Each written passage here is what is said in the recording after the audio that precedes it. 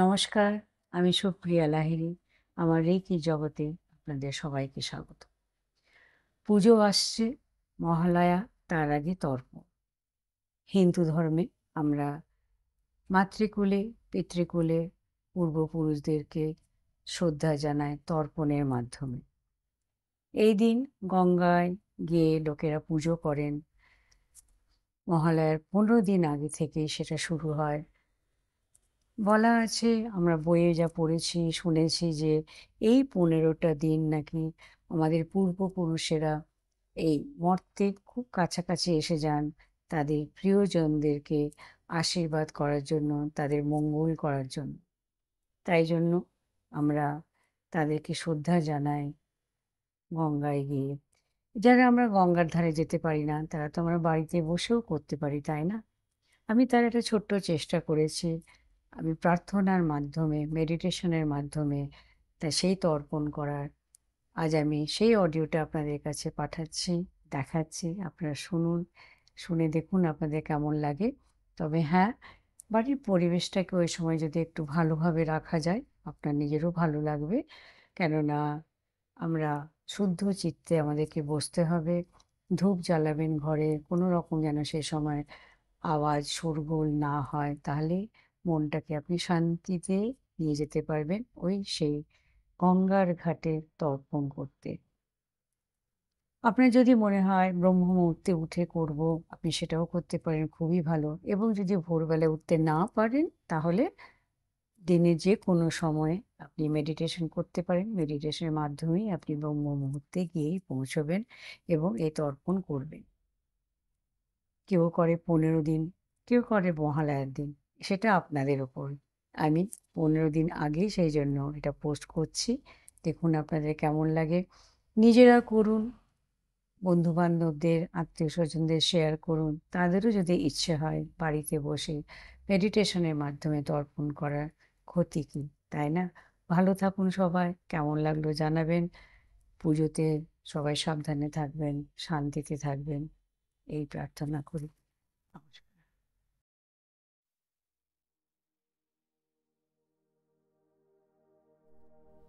মনটাকে শান্ত করো।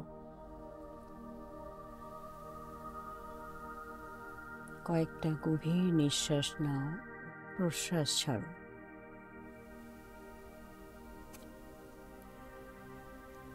দেখো, ধীরে ধীরে তোমার মন আরো শান্ত হয়ে আসছে ও তোমার শরীর হালকা হয়ে আসছে।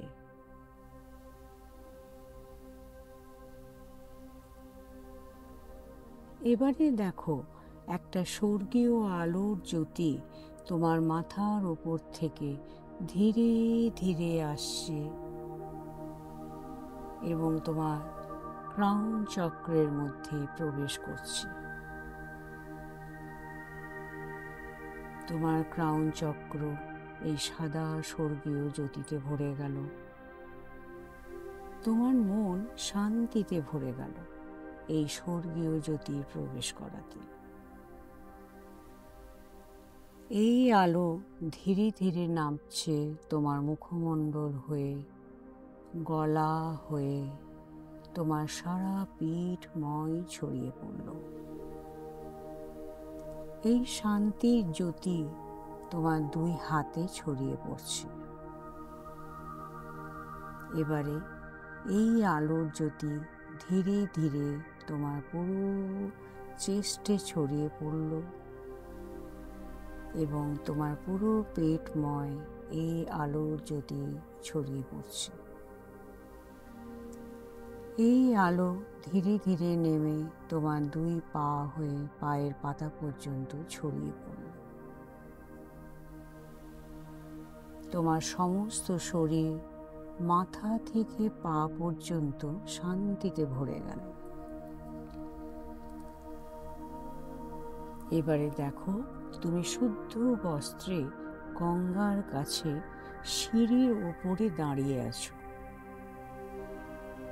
তোমার পায়ের নিচ দিয়ে 8-10টা সিঁড়ি নেমে গেছে গঙ্গার জল পর্যন্ত। তুমি এসেছো ব্রহ্ম মুহূর্তে। গঙ্গার সামনে এসে তোমার মন আরো শান্ত হয়ে গেল। সুন্দর গঙ্গার জল বয়ে চলেছে নিজের মতন, চারিদিকে ঠান্ডা হালকা হাওয়া। তুমি এসেছো তোমার পূর্বপুরুষদের তর্পণের জন্য।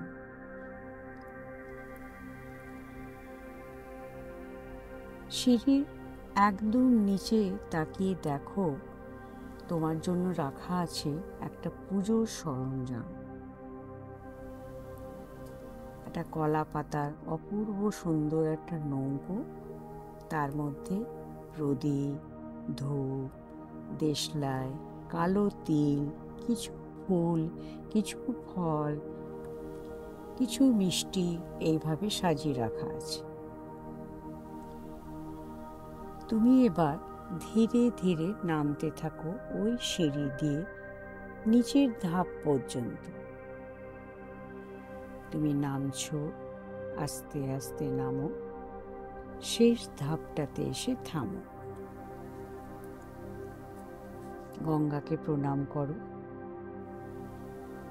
তোমার সামনে এখন তোমার মাতৃকুলে, পিতৃকুলে যারা পৃথিবী ছেড়ে চলে গিয়েছেন, তারা সবাই এসেছেন তোমার তর্পণ গ্রহণ করতে।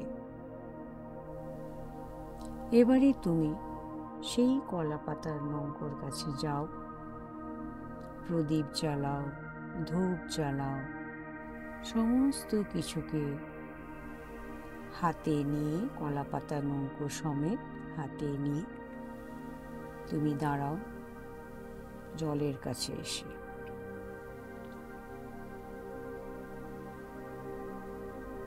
তোমার পূর্বপুরুষে যারা এসেছেন মাতৃকুলের, পিতৃকুলে, তারা সবাই দাঁড়িয়ে আছেন তোমার সামনে। তুমি তাদেরকে আরতি করো, মন দিয়ে, ভালোবেসে, শ্রদ্ধার সাথে।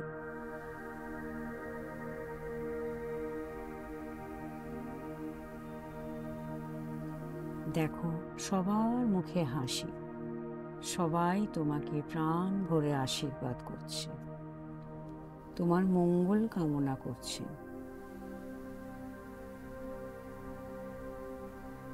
তুমি ওনাদের বলো যে তোমাদের সাথে কাটানো প্রতিটি মুহূর্ত আমার কাছে খুবই মূল্যবান। তোমাদের ভালোবাসা, শিক্ষা আমার কাছে অনেক মূল্যবান। সংসার ধর্মে থাকাকালীন তোমাদের সাথে জ্ঞানত অজ্ঞানত তোমাদের মনে যদি আমি কোনো কষ্ট দিয়ে থাকি, আমি তার জন্য ক্ষমা চাইছি। আমাকে প্লিজ ক্ষমা করে দাও। আমি তোমাদের খুব ভালোবাসি ও শ্রদ্ধা করি। আমরা আরো দুবার এটা বলব।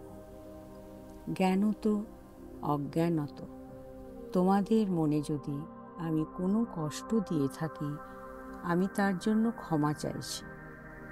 প্লিজ আমাকে ক্ষমা করে দাও। আমি তোমাদের খুব ভালোবাসি ও শ্রদ্ধা করি।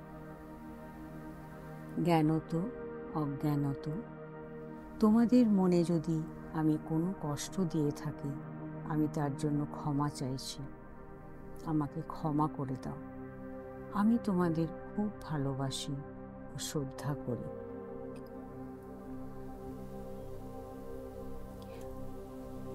আমাকে ক্ষমা করার জন্য ও আমার পুজো গ্রহণ করার জন্য ধন্যবাদ জানাই। আমার প্রণাম গ্রহণ করো। এবার তোমার ওই সুন্দর করে সাজানো প্রদীপ জ্বালা সেই নৌকোটিকে জলে ভাসিয়ে দাও। দেখো কি সুন্দর আস্তে আস্তে গঙ্গার মধ্যে তোমার নৌকো এগিয়ে যাচ্ছে। তোমার প্রদীপ কত জ্বলজ্বল করে জ্বলছে, সেই প্রদীপের আলোর রিফ্লেকশন তুমি দেখতে পাচ্ছ গঙ্গার জলে। তাকিয়ে থাকো, দেখো তোমার মন হালকা হয়ে গেল। অনেক না বলা কষ্ট বুকের ভেতর পাথরের মতন চেপে বসেছিল, সেটা আর নেই। মন শান্তিতে ভরে গেল। অন্ধকার কেটে নীল আকাশের গায়ে লাল আভা ফুটে উঠেছে। সূর্য উদয়ের আগের মুহূর্ত। আকাশে নানান রঙের খেলা। গঙ্গার জলে সেই আলোর রিফ্লেকশন দেখতে পাচ্ছ। ধীরে ধীরে সূর্যদেব দেখা দিচ্ছেন। সূর্যদেবকে প্রণাম করো। ওম জবা কুসুম শঙ্কাশন কাশ্যপেয়ং মহাদ্যুতিং ধ্বন্তারিং সর্বপাপঘ্ন প্রণতস্মি দিবাকরম। ওম জবা কুসুম শঙ্কাশন কাশ্যপেয়ং মহাদ্যুতিং ধ্বন্তারিং সর্বপাপঘ্ন প্রণতস্মি দিবাকরম। ওম জবা কুসুম শঙ্কাশন কাশ্যপেয়ং মহাদ্যুতিং ধ্বন্তারিং সর্বপাপঘ্ন প্রণতস্মি দিবাকরম। শান্তি শান্তি শান্তি।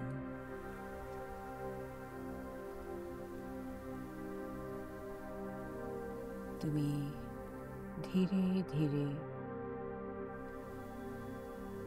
নিজের জায়গায় নিজের মনটা ফিরিয়ে নিয়ে এসো। যদি কিছুক্ষণ বসে থাকতে চাও বসে থাকতে পারো। তারপরে ধীরে ধীরে নিজের চোখ